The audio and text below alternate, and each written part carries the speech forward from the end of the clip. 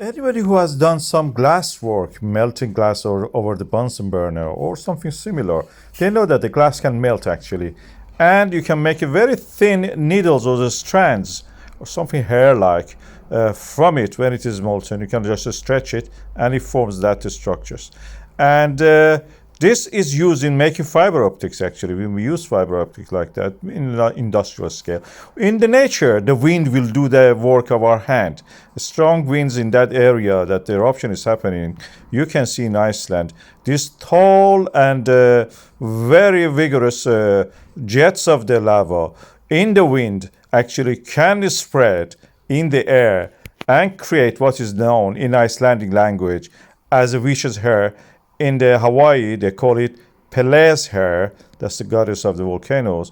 And they form something like a hair, very thick hair, like bristles of the hair, or something like a hair of a horse, probably you can say that. Kind of animals like horse anyway. And when you collect them, they're like fiberglass. Meaning if you scratch your skin with them, you practically may bleed or get a feeling of a pain you will have. Probably when you were a kid, you did it with the fiberglass from the fridge, pulling out a little bit of it and experimenting. Tourists now are now flocking to the Grindavik Road just for this purpose and watching the eruption as it happens. The rectangle marks where they are, and this is where they park. Every day we can see a lot of cars parked beside the road just for this purpose.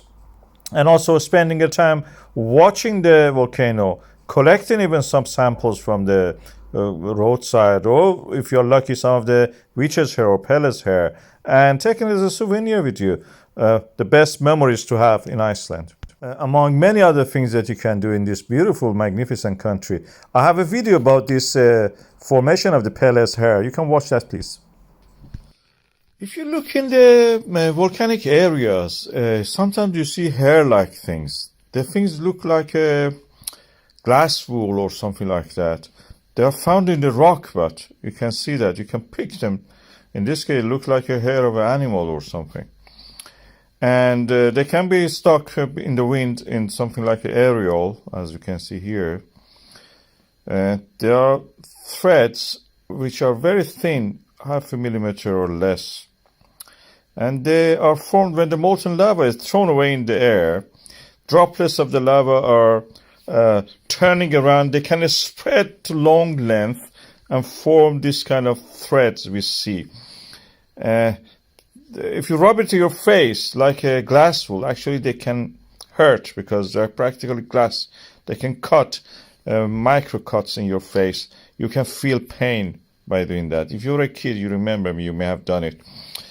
Bigger versions of it you can see here. These are the ones that have been thrown out of the Cumbre Vieja volcano. Our colleague in the geologist colleague there are showing us these examples of it. When they turn around in the air, they can form this kind of droplets, and then in the wind, when they are traveling and being pushed in the wind, they form this kind of threads. They're like the honey that is dropping from spilling from a spoon, as you saw.